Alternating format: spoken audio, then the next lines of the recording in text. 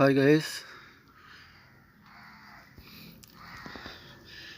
Vietnam super early രാവിൽ ഞാൻ ഇന്ന് ഗ്രാഫ്റ്റ് ചെയ്ത് വച്ചിരിക്കുന്ന ഒരു തൈയാണ്.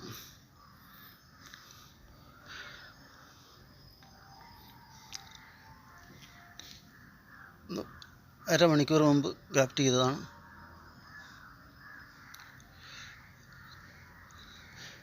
മാതൃവൃക്ഷമാണ്. ചെറിയ 1.5 വർഷമാവും ഇത് വെച്ചിട്ട്. ഒരു ട്രിപ്പ് ചക്ക 7 ടൺ ചക്ക കായ്ച്ചു അടക്കുകയും ചെയ്തു.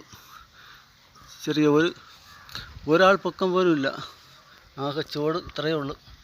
ഞാൻ വിയറ്റ്നാം സൂപ്പർ ഏർലി, നല്ല മധുരമുള്ള ചക്കയായിരുന്നു.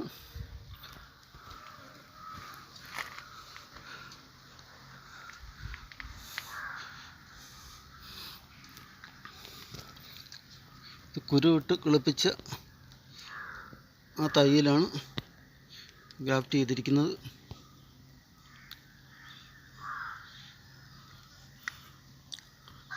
പ്ലാവിൽ നിന്ന് വരുന്ന ഒരു കമ്പിൽ ഗ്രാഫ്റ്റ് ചെയ്തു. ഒരു 45 ദിവസമാകുമ്പോൾ ഗ്രാഫ്റ്റ് സക്സസ് ആവും. അപ്പോൾ ഇത് മുറിച്ച് മാറ്റി വേറെ നടാവുന്നതാണ്. നിങ്ങൾക്കും ഇത് ചെയ്യാവുന്നതാണ്.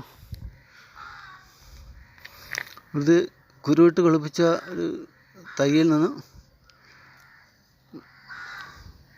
ഇതുപോലുള്ള ഒരു ശിഖരം എടുത്ത് ഇതിൻ്റെ 2 സൈഡും ചെത്തണം. ചെത്തിയ ശേഷം തൊലി തങ്ങൾ ഒട്ടുന്ന മാതിരി വെച്ച് പ്ലാസ്റ്റിക് ടേപ്പിന് നല്ലതുപോലെ ഇറക്കി കെട്ടണം. മുകളിൽ നിന്നും വെള്ളം ഇറങ്ങാത്ത രീതിയിൽ കെട്ടി വയ്ക്കുക.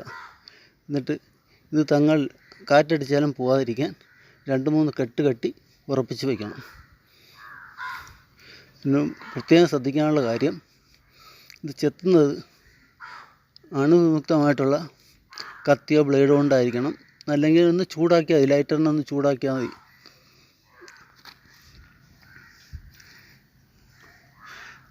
നാൽപ്പത്തിയഞ്ച് ദിവസമാകുമ്പോൾ ഇത് തങ്ങളിലൊട്ടി തൈ റെഡിയാവും. നമുക്ക് മാറ്റി നടാവുന്നതാണ്. നിങ്ങൾ ഏവർക്കും ചെയ്യാം. ഒന്ന് പരീക്ഷിച്ച് നോക്കുക. കുരു ഇട്ട് കുരുപ്പിച്ച തൈക്ക് ഒരു പെൻസിലിൻ്റെ കനമെങ്കിലും ഉണ്ടായിരിക്കണം. ഓക്കെ ഗൈസ്, അപ്പോൾ എല്ലാവർക്കും നമസ്കാരം. Thank you for watching.